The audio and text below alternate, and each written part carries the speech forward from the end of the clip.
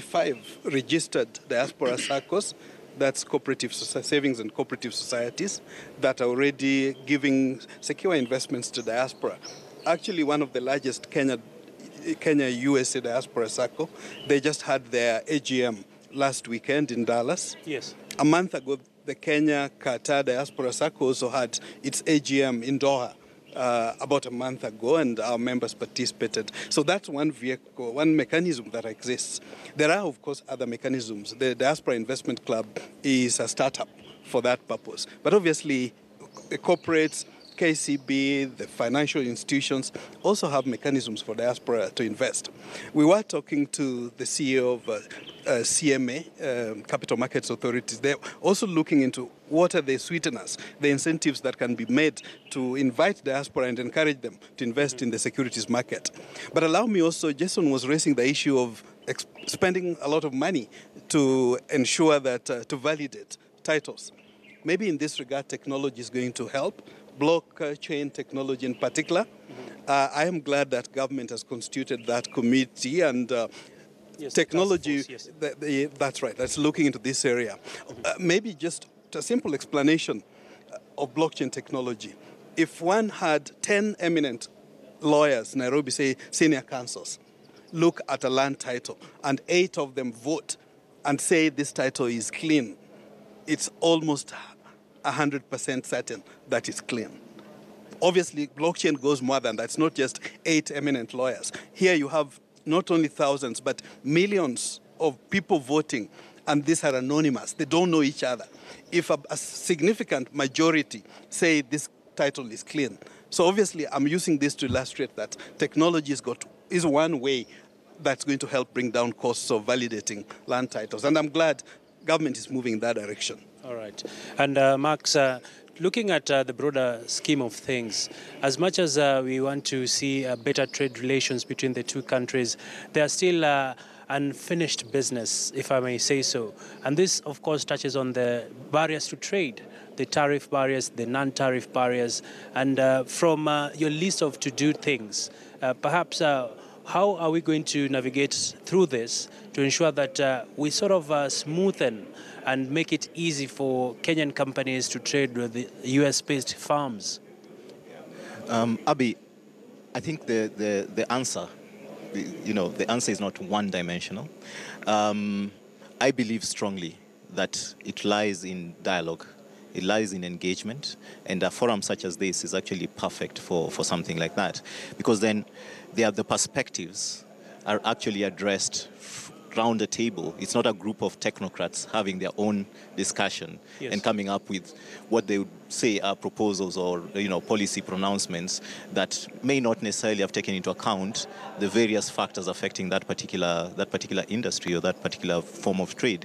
And so I believe strongly that with the sort of engagement that we've now starting to see between the private sector and government, we certainly would be able to come up with solutions that would be a win-win for both the private sector and for government in order to just spur the sort of level of investment and trade that we're looking for. All right. Yeah. And still staying with you, Max, of course, many Kenyans are quite optimistic about the direct flights to the United States, but they cannot clearly understand how will this sort of improve on trade. Perhaps, can you break it down for a layman like me? All right. This is a hot topic. Every time it comes up, I mean, you had the president, talking about it and turning towards the ambassador and saying, hey, I'm talking to these people on this side. So, and he also mentioned, just sorry to interject, he also mentioned that he's not sure whether these negotiations are through or not. Yes. If you've met all the requirements.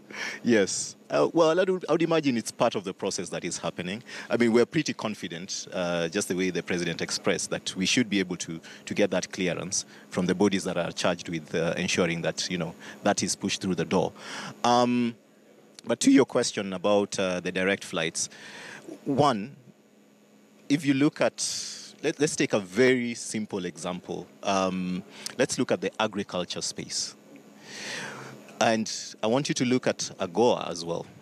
Yeah, right now, most of what we export to the US, to the AGOA forum, is driven by merchandise. It's apparel. Yet we have 6,400 lines, tariff lines within AGOA. Part of it is horticulture and agricultural products, which we are very strong at. Yes. The ability to be able to actually get those two markets in the US in under, 20 hours, I think is going to be a game changer. Then think about the backward, or sort of the value chain impact of that. What it can do to our farming community, what it can do to the various industries and sectors that actually do play a part within that agriculture value chain is, I think, would be incredible. And so a simple way of looking at it is it will create efficiencies, it will bring down costs, it will actually help make our products, our goods, more competitive in the US market. All right. I'm sure there's a lot more to discuss around that. But let me throw it over to Jason. And as we get to your closing thoughts, what are your sort of expectations moving forward? And Repeat that? what are your expectations moving forward right now that the deal has been signed, the handshakes have happened, the pictures have been taken? What next?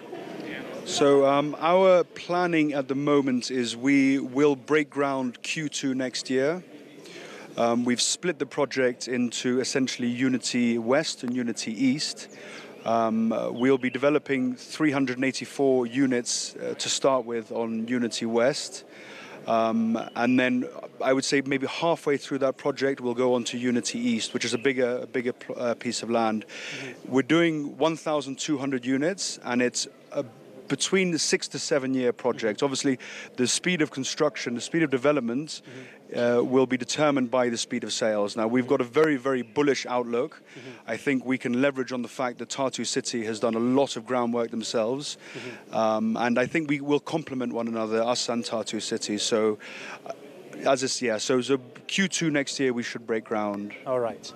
And Dr. Shem, your closing thoughts as we bring the conversation to a close. Abi, mine is just to encourage what's taking place and also remind our partners that Kenya is part of, not an island, we're part of a global community of nations, but at a regional level, we already, as Kenya Diaspora Alliance, working with the East African community and also the EAU to involve African diaspora at a higher level. Even if I talk just at the EAC level, we are talking of a market size of 200 million. I think as Kenya engages with the partners, my encouragement would be let's also think regional. And at African level, with the signing of the agreement that was signed in Kigali about a month or two ago, opens up a whole world, allows easy movement of labor. I want to encourage our partners to grab these opportunities. Thank you, gentlemen. We've run out of time. Thank you so much for your insights, and we hope to see a lot of progress from today when it comes to boosting trade ties between the two countries. Well, it has been our special coverage from the UN here in Gigiri, where we've been covering the inaugural AMCHEM Summit that continues to see a number of organizations trying to reach out in terms of sort of getting an understanding of the Kenyan business space and what opportunities lie here in the country as well as in the United States. Well, from the team that has made this production a success, it is bye-bye from us, and we hand you back to Mombasa Road Studios, where we have Peter Akaba standing by. Well, of course, it is never